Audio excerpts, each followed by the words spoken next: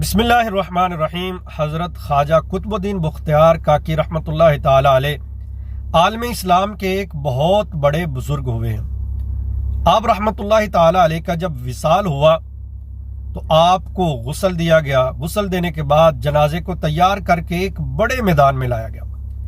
جب میدان میں لایا گیا تو جس طرف بھی نگاہ اٹھتی تھی ایک سمندر کی طرح ہجوم لوگوں کا موجود تھا جو جنازہ پڑھنے کے لیے آئے تھے۔ جب جنازہ بالکل پڑھنے کے لیے تیار تھا اس وقت ایک شخص آگے بڑھا اور اس نے کہا کہ میں حضرت خواجہ قطب الدین بختیار کاکی رحمۃ اللہ تعالی علیہ کا وکیل ہوں۔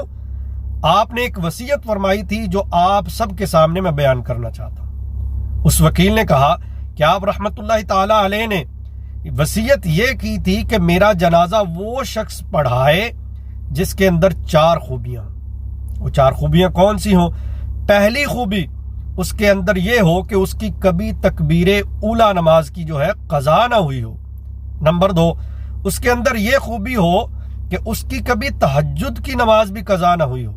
اور تیسری خوبی اس کے اندر یہ ہو کہ بغیر وضو کیے ہوئے اس نے کبھی آسمان کی طرف نہ دیکھا ہو۔ اور چوتھی خوبی اس کے اندر یہ ہو کہ وہ اتنا عبادت گزار ہو کہ اس نے کبھی عصر کی سنتیں بھی نہ چھوڑی ہوں۔ پورا مجمع سٹ پر سناٹا چھا گیا۔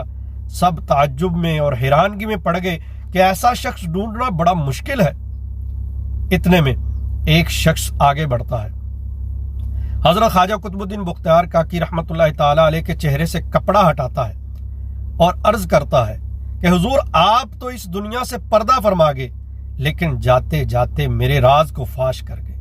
اب دیکھیے کہ 4 خوبیاں کسی ایک شخص کے اندر جمع ہونا بڑا ہی مشکل کام ہے۔ اور 4 خوبیاں کون سی ہیں کہ نہ اس کی تکبیر اولا کبھی زندگی میں قضا ہوئی ہو، نہ تہجد کی نماز کبھی قضا ہوئی ہو، نہ بغیر وضو کیے ہوئے آسمان کی طرف دیکھا ہو، اور نہ کبھی عصر کی سنتیں تک چھوڑی ہوں۔ سبحان اللہ، وہ کون شخص تھے؟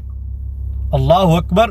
آپ جان کر حیران ہو جائیں گے کہ ہمارے اسلاف اس قدر زہد و تقوی کے جو پیکر تھے۔